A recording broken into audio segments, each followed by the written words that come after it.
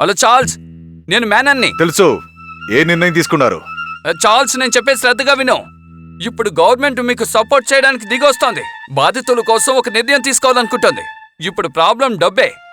ఇంత డబ్బు గోల్డ్ అడిగితే మేము దాని గురించి డిస్కస్ చేయాలి కదా. కానీ రిజర్వ్ బ్యాంక్ గవర్నరే ఇవ్వనంటున్నారు. పిఎం యూనియన్ ఫైనాన్స్ మినిస్టర్ విదేశాల్లో ఉన్నారని తెలుసుగా నీకు. వాళ్ళు వస్తేనే ఏదైనా నిర్ణయం తీసుకోగలని చెప్తున్నారు గవర్నర్. దానికి నిర్ణయం చేయమంటారు? గవర్నర్తో నన్ను మాట్లాడమంటారా?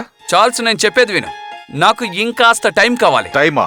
అవకాశమే లేదు. సమయం గురించి మాట్లాడాలనుకుంటే ఇక మీరు మాట్లాడాల్సిన అవసరం లేదు. మీ మనిషి రషీద్ ఇక్కడే ఉన్నాడు. ఏంటి? రషీద్ అక్కడే ఉన్నాడా? నాకు తెలుసు నువ్వు నన్ను నమ్మవని. మేము చెప్పేవన్నీ నిజమని రషీద్కు బాగా తెలుసు. కావాలంటే నువ్వు అతనితో మాట్లాడతావా? సరే, వాడి దగ్గర ఇవ్వండి.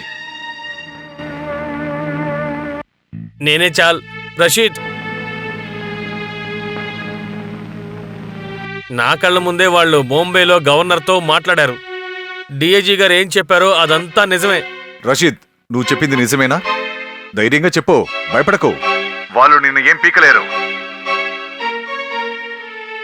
నేను చెప్పిందంతా నిజమే. ఫోన్ని మేనన్ సార్కి ఇవ్వు. చెప్పు చార్ల్స్. మేనన్ సార్, రషీద్ ఇప్పుడు చెప్పింది నేను విన్నాను, కానీ నేను దాన్ని నమ్మలేదు. మీరు తెలివైనోళ్లే.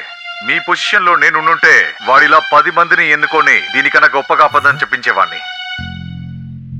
మిస్టర్ మేనన్, రషీద్కి ఇంగ్లీష్లో ఒక పదం కూడా తెలియదు. మిస్టర్ మేనన్, చివరిగా మీతో ఒక విషయం చెప్తున్నాను. ఇకపై సమయం గురించి మాట్లాడాల్సిన టైం లేదు. ఈ రోజు రాత్రి 10 వరకే టైం. అంతకు మించి 1 నిమిషం కూడా మీరు ఎదురు చూడకండి. ఆ లోపు ఒక మంచి నిర్ణయం తీసుకోండి.